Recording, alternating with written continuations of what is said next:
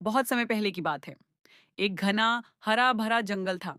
सुबह होते ही उस जंगल में पक्षियों की मधुर चहचहाहट गूंजने लगती थी।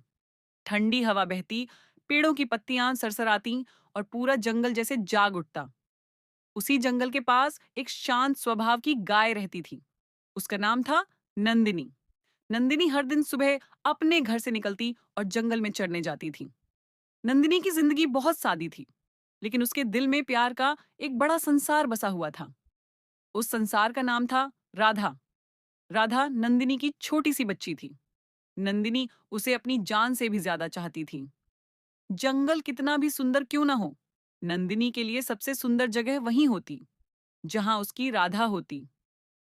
नंदिनी जानती थी कि जंगल में खतरे हैं, फिर भी वह हर दिन हिम्मत करके वहां जाती थी, क्योंकि एक माँ अपने बच्चे के लिए हर डर से लड़ना जानती है। उसे नहीं पता था कि आज जंगल में उसकी परीक्षा होने वाली है। माँ, तुम फिर जंगल जा रही हो? हाँ, मेरी बच्ची, मैं जल्दी लौट आऊंगी। माँ, जल्दी आना, मुझे तुम्हारा इंतजार रहेगा। डरो मत राधा, तुम मेरी जान हो। मैं तुम्हें छोड़कर कहीं नहीं जाऊंगी। नंदिनी धीरे धीरे जंगल के भीतर बढ़ती चली गई। चारों ओर ऊंचे ऊंचे पेड़ थे, घनी झाड़ियां थीं। सूरज की रोशनी भी जमीन तक पहुंचने में हिचकिचा रही थी।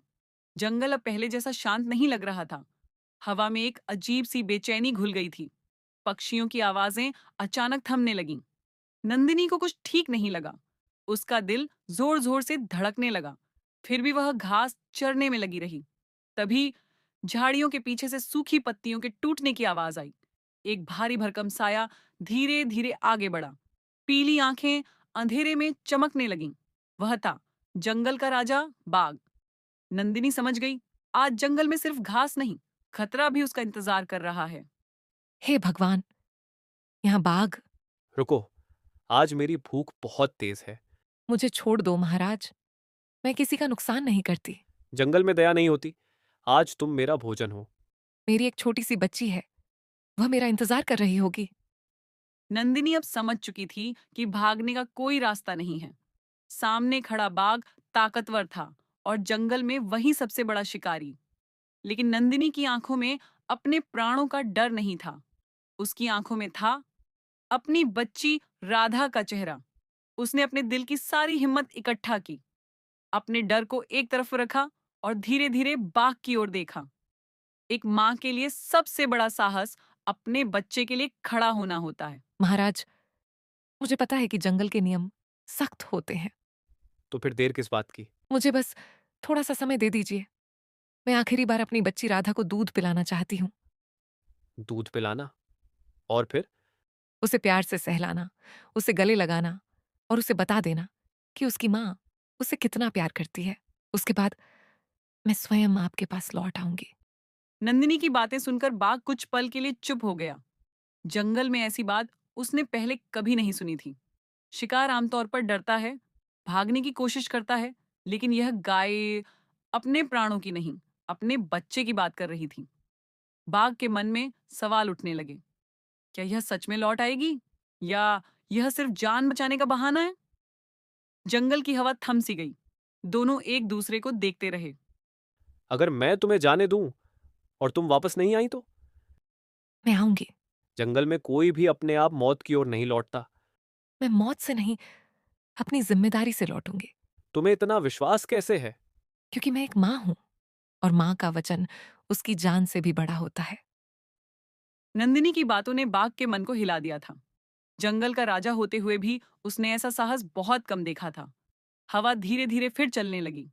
पत्तों की सरसराहट मानो उस पल की गवाही दे रही थी। नंदिनी सीधी खड़ी थी। डर अब भी था, लेकिन उससे बड़ा था उसका संकल्प। आज पहली बार बाघ के सामने ताकत नहीं, सच और भरोसा खड़ा था। महाराज, मैं आपसे वचन देती हूँ। कैसा वचन? मैं अपनी बच्ची को दूध पिलाकर, उससे प्यार करके यहीं इसी जगह आपके पास लौट आऊंगी। अगर तुमने वचन तोड़ा तो? तो आप मुझे जहां पाएंगे वहीं मार देना। जाओ, लेकिन याद रखना, मैं यहीं इंतजार करूंगा। नंदिनी तेज कदमों से जंगल से बाहर निकली। उसका दिल जोर जोर से धड़क रहा था। हर कदम के साथ उसे सिर्फ एक ही चेहरा याद आ रहा था, उसकी राधा। जैसे ही वह अपने घर के पास पहुंची, राधा दूर से ही उसे पहचान गई। छोटी सी राधा खुशी से उछल पड़ी। नंदिनी ने उसे अपने पास खींच लिया। उस पल में न कोई जंगल था, न कोई बाग, बस माँ और बच्ची थी। नंदिनी जानती थी यह साथ कुछ ही पलों का है, लेकिन उन पलों में उसने अपना पूरा जीवन भर दिया। माँ, तुम आ गई। हाँ मेरी बच्ची, मैं आ गई। पेट भरकर पीना राधा। माँ का प्यार हमेशा तुम्हारे साथ रहेगा। माँ, तुम कहीं नहीं जाओगी ना? मैं हमेशा तुम्हारे दिल में रहूंगी। राधा को गले लगाकर नंदिनी ने मन ही मन उसे विदा कहा। उसके कदम भारी थे, लेकिन इरादा अडिग।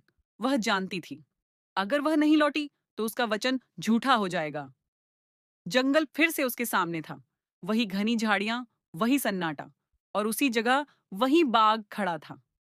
बाघ को शायद विश्वास नहीं था कि नंदिनी सच में लौट आएगी, लेकिन जैसे ही उसने नंदिनी को देखा, उसकी आंखों में हैरानी झलक उठी।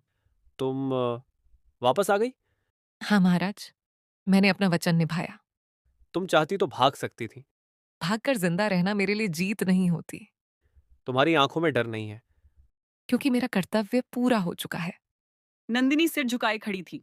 वह जानती थी कि अब उसका भाग्य बाघ के निर्णय पर टिका है। जंगल एकदम शांत था, हवा तक जैसे रुक गई हो। बाघ ने नंदिनी को ध्यान से देखा। उसके सामने कोई साधारण गाय नहीं थी। उसके सामने एक मां खड़ी थी, जिसने मौत से बड़ा अपना वचन समझा। जंगल के राजा के दिल में पहली बार करुणा जागी। ताकत के सामने नहीं, सच और ममता के सामने। नंदिनी, आज तुमने मुझे हराया है। मैं जीतने नहीं आई थी महाराज, मैं सिर्फ अपना वचन निभाने आई थी। जिस माँ में इतनी सच्चाई हो, उसे मारना पाप होगा। जाओ, आज से तुम और तुम्हारी बच्ची इस जंगल में सुरक्षित हो। धन्यवाद महाराज, आपने एक माँ का जीवन समझा।